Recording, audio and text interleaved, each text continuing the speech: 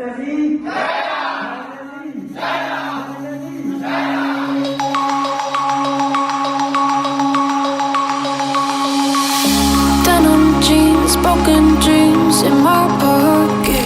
mengaku sempat kaget dengan masalah disiplin pemain timnas Indonesia yang terlewat santai saat awal-awal melatih tim Garuda. Dalam wawancara dengan akun YouTube Master, Sintayong ditanya mengenai karakter pesepak bola Indonesia. Pelatih 51 tahun itu mengaku ada satu momen yang tidak akan dilupakannya. Sintayong mengatakan salah satu perbedaan terbesar antara pemain Indonesia dengan Korea Selatan adalah masalah disiplin. Pelatih timnas Korea Selatan di Piala Dunia 2018 itu kaget dengan sikap terlalu santai pemain Indonesia yang saat kali pertama melatih.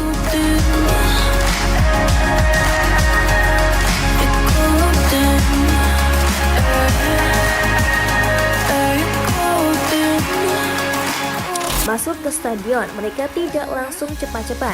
Kalau kita di Korea, pasti sudah disuruh cepat-cepat. Kalau mereka keluar dari stadion ke lapangan, terus kembali lagi makan waktu sekitar 10 menit, ujar Sintayong. Pelatih dan staf turun dari bus masuk ke lapangan dalam waktu 1 hingga 2 menit dan berdiri menunggu pemain datang.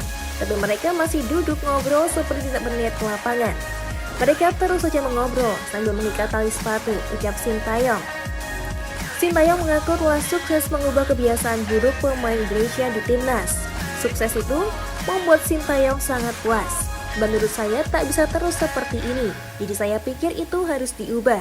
Mengubah hal itu jadi hal yang membekas bagi saya, ucap Sintayong.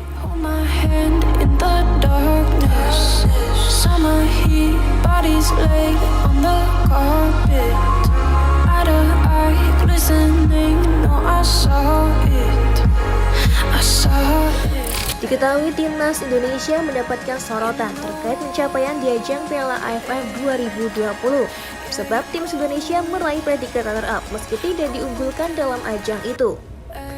Sejumlah gebrakan yang dilakukan kini pun mulai terbukti akan hasilnya. Seperti langkah Sintayong yang memainkan pemain-pemain muda di skuad timnas Indonesia senior merupakan satu hal yang bisa dibilang sangat berani. Banyak media-media luar negeri yang sempat merendahkan skuad timnas Indonesia yang diisi oleh pemain-pemain yang tidak berpengalaman.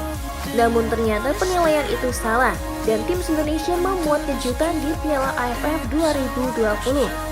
Bahkan, banyak yang menilai dengan skuad muda timnas Indonesia akan berprestasi di tahun-tahun berikutnya.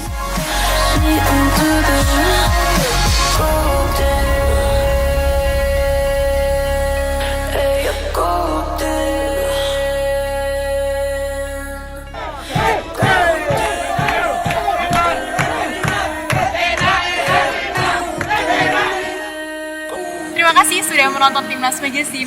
Untuk informasi seputar Timnas Indonesia lainnya, sudah Cantika siapkan, so stay tune terus ya.